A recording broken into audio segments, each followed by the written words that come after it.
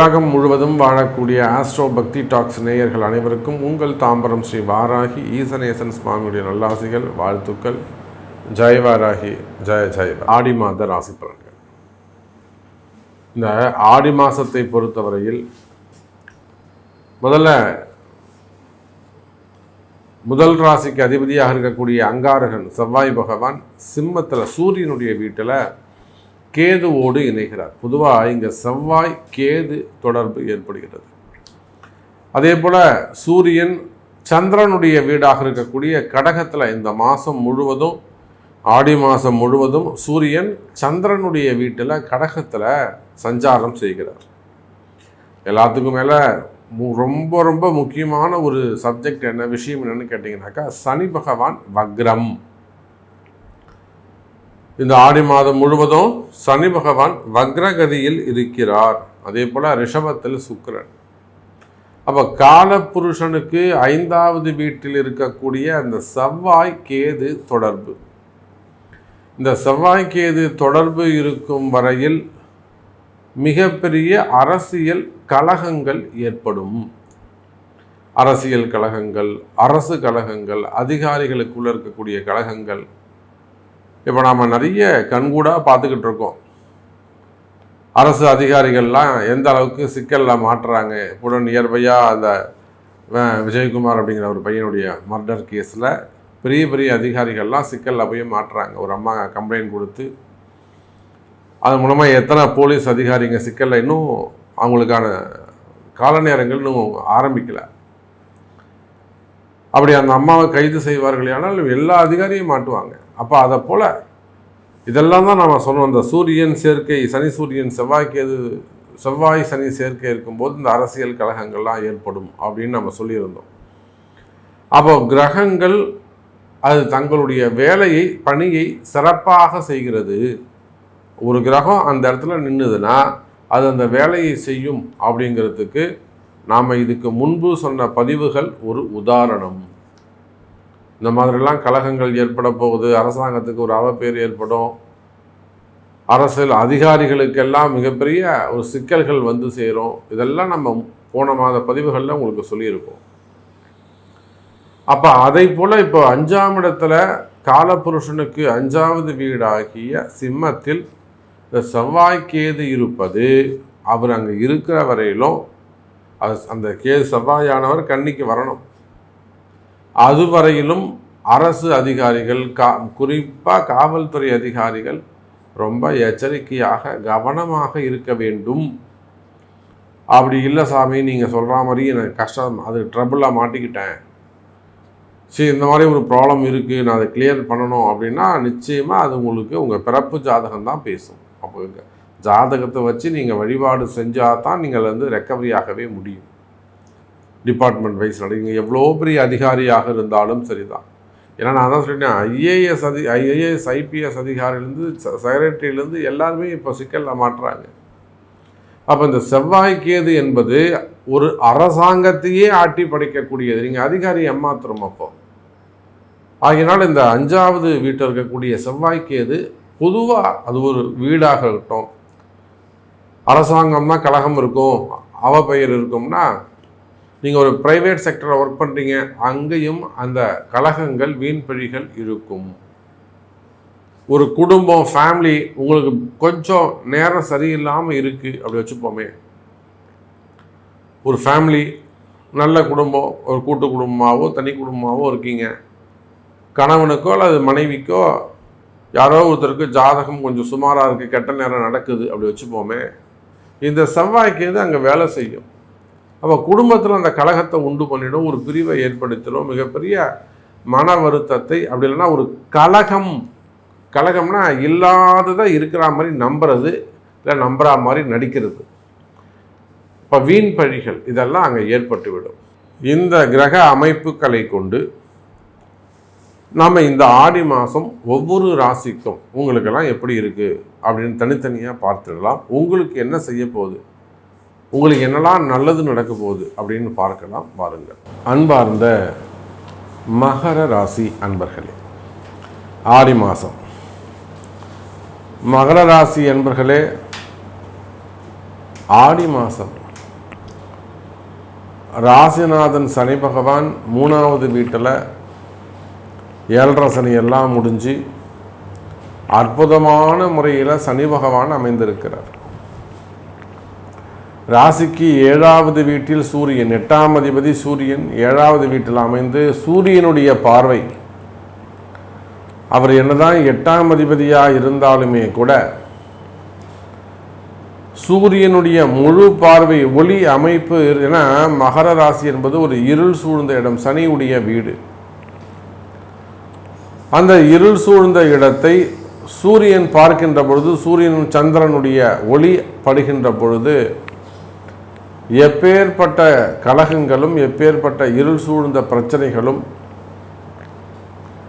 எனக்கு அடுத்து என்ன செய்யறதுன்னு தெரியல அப்படின்னு மாதிரி ஒரு இருட்டாக இருக்கா, நெக்ஸ்ட்டு மூவ் பண்ண தெரியல, அடுத்து நான் என்ன செய்யறதுன்னு தெரியல அப்படின்னு ஒரு திகைச்சு போய் நிற்கிறீங்க, ஒரு ஸ்ட்ரக்காகி நிற்குது வண்டி. என்னுடைய திறமையெல்லாம் நான் யூஸ் பண்ணிட்டேன் சாமி, என்னால் என்ன எஃபர்ட் போட முடியுமோ நான் எஃபர்ட் போட்டுட்டேன், எனக்கு அடுத்த ஸ்டேஜை கொண்டு போக தெரியல. அதெல்லாம் நல்ல ஒரு க்ரோத் இருந்துகிட்ருக்கு, நல்ல கம்பெனி ரன் ஆகிட்டுருக்கு, நல்ல ஜாப் நல்லபடியாக போயிட்டுருக்கு, வாழ்க்கையில் படிப்படியாக உயர்ந்து ஒரு நல்ல உயர்ந்த இடத்துக்கு நல்ல ஸ்தானத்துக்கு வந்துட்டோம். ஆனால் இப்போ ஸ்ட்ரகிள் ஆகி நிற்குது அப்படின்னு சொல்வீர்களே ஆனால், அந்த மாதிரிலாம் உங்களுக்கு பிரச்சனைகள் இருக்குமே ஆனால், அந்த ஸ்ட்ரகிளிங் ஒரு தடை இருக்குமே ஆனால், இந்த சூரியன் சந்திரனுடைய ஒளிப்படும்போது ஒளி கிரகங்களுடைய வெளிச்சம் அங்கே கிடைக்கும்போது ஆட்டோமேட்டிக்காக அந்த இருள் விலகும். இதுதான் ஜோதிடம். அப்படி பார்க்கின்ற பொழுது உலகம் முழுவதும் வாழக்கூடிய மகர ராசி அன்பர்களே, உங்களுக்கு உங்கள் வாழ்க்கையில் நீங்கள் யாராக வேண்டுமானாலும் இருக்கலாம்.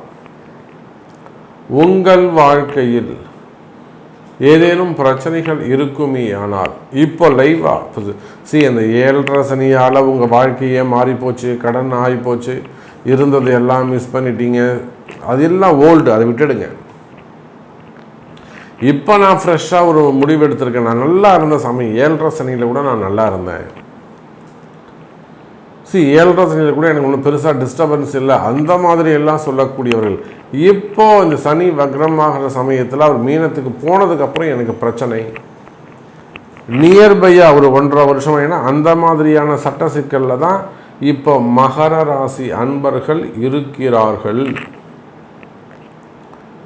பழசெல்லாம் விட்டுடுவோம். நாம் 7.5 சனியில் நடந்தது அதெல்லாம் நமக்கு இப்போ தேவையில்லை. அவங்களுக்கு நாம் நிறைய பேசிட்டோம், நிறைய ஆறுதல்கள் சொல்லியிருக்கிறோம், நிறைய பரிகாரங்கள் சொல்லியிருக்கிறோம், வழிகாமிச்சிருக்கிறோம், எப்படிலாம் நடந்துக்கணும், அந்த துன்பத்திலிருந்து எப்படி மீண்டு எழுந்து வருதுன்னு நிறையவே நாம் அவங்களுக்கு வழிகாமிச்சிருக்கோம், எடுத்து சொல்லியிருக்கிறோம். வழிபாட்டு முறைகள் சொல்லியிருக்கிறோம், ஆலயங்கள் சொல்லியிருக்கிறோம், அதெல்லாம் வேறு. இப்போ ஒரு 6 மாதமாக ஒரு வருஷமாக எனக்கு கஷ்டமாக இருக்குது சாமி அப்படின்னு சொல்லக்கூடிய மகர ராசி அன்பர்களே, இந்த ஆடி மாதம் உங்களுக்கு கை கொடுக்கக்கூடிய மாதமாக, ஒரு வளர்ச்சியை தரக்கூடிய மாதமாக அமைகிறது. தொழில் அமைப்புகளில் நல்ல முன்னேற்றம், உறவு முறைகளில் நல்ல வளர்ச்சி, குடும்பத்தில் சந்தோஷம். இன்னும் சொல்லப்போனால் உலகம் முழுவதும் வாழக்கூடிய மகர ராசி அன்பர்களே, உங்கள் ராசியை அந்த சந்திரன் வீட்டிலிருந்து சூரியன் பார்க்கின்ற காலத்திலே, இப்போ 9 கிரகங்கள்லே 2 கிரகம் தான் வெளிச்சமான கிரகம், ஒன்று தான் முழுமையான ஒளி, எது? சூரியன். அந்த சூரியன்கிட்ட தான் மற்ற எல்லா கிரகமும் ஒளியை பெறுகின்றன, ராகு கேது உள்பட. அதில் சந்திரன் ஒளியை வாங்கி திரும்பவும் ஒளியை கொடுக்கிறார். பகல் பொழுதுக்கு வெளிச்சம் சூரியன்னா, இரவு பொழுதுக்கு இருட்டில் வெளிச்சம் சந்திரன். அப்போது மகர ராசி என்பர்களே, நீங்கள் எந்த மாதிரியான கஷ்டத்தில் இருந்தாலும் சரிதான். உங்கள் வீட்டில் மகர ராசியில் ஒரு சின்ன குழந்தை இருக்கலாம். அந்த சின்ன குழந்தைக்கு ஏதேனும் சிறு வயசில் வரக்கூடிய பால அரிஷ்டம்னு சொல்லுவாங்க. குழந்தை பிறந்து ஒரு 3 வயசு 5 வயசு 7 வயசு 9 வயசு 11 வயசு வரையிலுமே கூட அதுக்கு கண்டங்கள் உண்டுன்னு சொல்லுவாங்க. பால அரிஷ்டம்னா சிறு வயசில் ஏற்படக்கூடிய கண்டங்கள். அடிக்கடி உடம்பு சரியில்லாமல் போகிறது, நல்லதாக வளர்ச்சி பேசாமல் இருக்கிறது, ஆக்ஷன்ஸ் ரியாக்ஷன்ஸ் இல்லாமல் இருக்கிறது, மெயினாக ஃபுட்டு எடுத்துக்காமல் இருக்கிறது, அல்லது வேறு ஏதேனும் ஆர்கன்ஸ் ப்ராப்ளமாக இருக்கிறது. அப்போது சிறு வயசில் வரக்கூடிய கண்டங்கள் பால அரிஷ்டம். அதே போல் கொஞ்சம் வயசுக்கு வந்தவங்களாக இருக்கீங்க, மிடில் ஏஜ், அவங்களுக்கு ஏற்படக்கூடிய உடல்நிலை கோளாறுகள், ஒரு ஹார்ட் ப்ராப்ளம், அப்படி இல்லைனாக்கா கால் பிரச்சனைகள், மெயினாக கால் பிரச்சனைகள், கால் வலி, இல்லை கால் சம்பந்தப்பட்ட பிரச்சனைகள். அப்போ உடல்நிலை ஆரோக்கியம் சிறு குழந்தைகளாக இருந்தாலும் பெரியவங்களாக இருந்தாலும் உடல்நிலை பிரச்சனை அடுத்து அடுத்து அடுத்து மருத்துவ செலவுகள். காசு ஆஸ்பத்திரிக்கு தான் சாமி சரியாக போகுது, கடன் வாங்கி ஆஸ்பத்திரிக்கு செலவு பண்ண வேண்டிய சூழ்நிலைகள் ஏற்படுகிறது. இப்போ அந்த மாதிரி எல்லாம் சொல்லக்கூடிய மகர ராசி நேயர்களே, உடல்நிலை ஆரோக்கியத்தில் ஏதேனும் பிரச்சனைகள் இருக்குமே ஆனால் அது செய்வினை கோளாறாக இருக்கலாம், திருஷ்டியாக இருக்கலாம், அந்த குடும்பத்துக்கோ அந்த குழந்தைக்கோ ஏதேனும் ஏற்பட்ட ஜாதக தோஷம், சாபங்கள், மெயினாக இடதோஷங்கள், செய்வினை கோளாறுகள், திருஷ்டிகள், மெயினாக சாபங்கள். அப்போ இந்த மாதிரியான மறைமுகமான பிரச்சனைகள் இருக்குமே ஆனால் இதெல்லாம் கண்ணுக்கு தெரியாத பிரச்சனைகள், கண்டுபிடிக்கவே முடியாது. உங்களுக்கு யாரும் சொல்ல மாட்டாங்க இந்த மாதிரிலாம் பிரச்சனை இருக்குன்னு, உங்களுக்கு யாரும் சொல்ல மாட்டாங்க. மறைமுகமான பிரச்சனைகள் இருக்குமே ஆனால் அந்த மறைமுகமான பிரச்சனைகள் எல்லாம் விலகும். எனதருமை மகர ராசி நேயர்கள், உடல்நிலை ஆரோக்கியம் அதிகரிக்கும். சிறு சிறு கண்டங்கள், உலகம் முழுவதும் நீங்கள் வெளிநாடுகளில் இருந்தாலும் சரிதான், உடல்நிலை ஆரோக்கியம் சிறு சிறு கண்டங்கள் இருக்குமே ஆனால், அல்லது மனசில் ஒரு பயம் இருக்குமே ஆனால், மனக்குழப்பங்கள் இருக்குமே ஆனால், அந்த மனக்குழப்பங்கள் எல்லாம் கூட விலகி நன்மை நடைபெறும். எனதருமை மகர ராசி அன்பர்களே, இன்னும் சொல்லப்போனால் மகர ராசி அன்பர்களே, குடும்ப வாழ்க்கையில் மகிழ்ச்சி, கணவன் மனைவி இடையே ஒற்றுமை மேலோங்கும். கணவன் மனைவி இல்லற வாழ்க்கையில் ஏதேனும் பிரச்சனைகள் ஏற்பட்டிருக்குமே ஆனால், மனக்கசப்புகள் ஏற்பட்டிருக்குமே ஆனால், வீண் கலகங்கள், மூன்றாவது மனிதர்கள் தலையீடு, அல்லது தாம்பத்திய கோளாறுகள், அல்லது வேற ஏதேனும் மனக்கசப்புகள், மன வருத்தங்கள் ஏற்பட்டிருக்குமே ஆனால், அந்த மன வருத்தங்கள் எல்லாம் கூட விலகி பிரிந்த உறவுகள் மீண்டும் ஒன்று சேரக்கூடிய காலம். இன்னும் சொல்லப்போனால் மகர ராசி என்பர்களே, பெற்றோர்கள் பிள்ளைகளிடையே இருக்கக்கூடிய குடும்ப பிரச்சனைகள், பசங்க வீட்டுக்கு அடங்காமல் இருக்கிறது, சொல்கிற பேச்சை கேட்காமல் இருக்கிறது, வீட்டை விட்டு வெளியில் போகிறது, பேச்சுவார்த்தை இல்லாமல் இருப்பது, உடன் பிறந்தவர்கள் சித்தப்பா பெரியப்பா அந்த மாதிரி ஏனும் உறவு முறைகளில் வரக்கூடிய பங்காளி பிரச்சனைகள், இதெல்லாம் அந்த சனியுடைய கலகங்கள். அப்போ அந்த மாதிரி ஏதேனும் குடும்ப பிரச்சனைகள் இருக்குமே ஆனால் அவையெல்லாம் கூட விலகி இந்த ஆடி மாதம் ஒரு மகிழ்ச்சியான மாதமாக உங்களுக்கு அமைகிறது என்பதை சொல்லிக்கொண்டு, உங்களுக்கு என்ன கேள்வி, உங்களுக்கு என்ன நடக்கணும், உங்களுக்கு என்ன மாதிரியான பிரச்சனைகள் என்பதை உங்கள் பிறப்பு ஜாதகம்தான் தீர்மானிக்கும், உங்கள் பிறப்பு ஜாதகம்தான் பேசும் என்பதை சொல்லிக்கொண்டு மீண்டும் வேறொரு அற்புதமான பதிவில் சந்திக்கிறேன். நன்றி, நமச்சிவாயம். ஜெய் வராகி, ஜெய் ஜெய் வராகி.